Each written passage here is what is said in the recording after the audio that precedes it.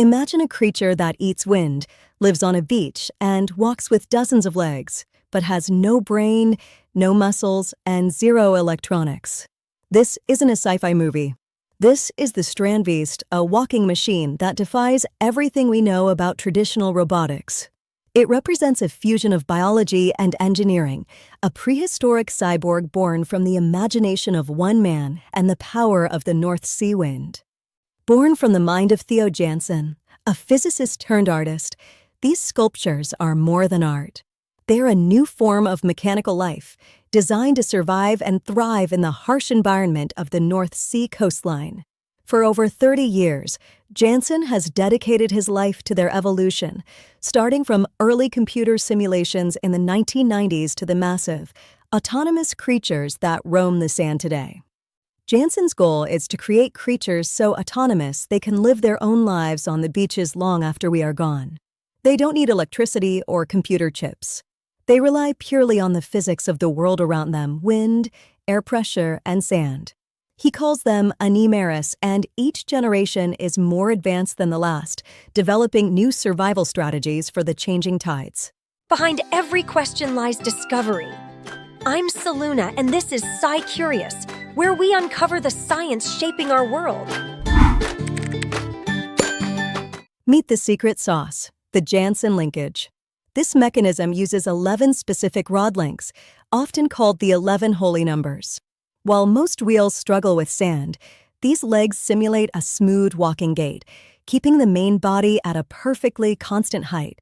It's math, dancing in the wind. This linkage allows the beasts to move across soft, uneven terrain with a grace that few traditional robots can match. These numbers weren't chosen by chance. Jansen used early computer simulations to find the perfect ratio that would allow a structure of 11 rods to move its foot in a flat path along the ground while rotating a central crank. It is a masterpiece of geometric efficiency.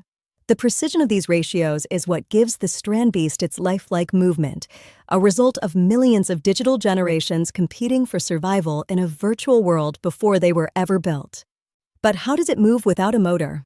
It's basically a giant wind-powered battery. These plastic lemonade bottles store high-pressure air pumped in by flapping sails. When the wind dies down, the beast uses that stored pressure to keep walking. It's a sustainable, prehistoric cyborg made of simple plumbing supplies, yet capable of complex locomotion. This system of air storage allows the beasts to remain active even during the calmest days on the beach. It even has a brain.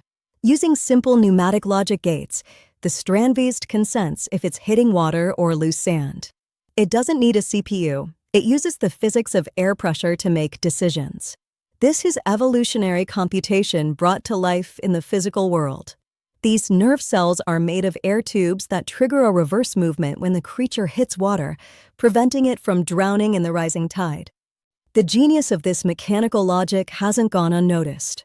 Even NASA has explored the idea of using Jansen-inspired mechanisms for exploring planets like Venus, where extreme temperatures and high pressure would melt traditional electronics. A wind-powered, mechanical rover could explore where electronic robots simply cannot survive. This cross-pollination between art and space science shows how fundamental the Jansen linkage is to the future of exploration. Over the years, the Strandbeests have evolved and traveled the globe. From major art galleries in Tokyo to the streets of Paris and New York, they continue to fascinate millions. Each exhibition is a chance for Jansen to test new ideas, like the sweat glands that blow sand out of joints or the massive anchors that help them survive autumn storms. They're a global phenomenon, bridging the gap between high art and cutting-edge engineering. Engineering meets art in the most literal way possible. If we could build cities that breathe and move like these beasts, would we even need fossil fuels? Theo Jansen's work challenges us to rethink our relationship with the environment and the machines we build. What do you think? Is this the future of sustainable transport or just a beautiful beach toy? One thing is certain, the Strandbeests will continue to walk, driven by the wind and the boundless imagination of their creator. There's always more to discover. I'm Selu, and this has been SciCurious. Stay curious, and I'll see you in the next wonder.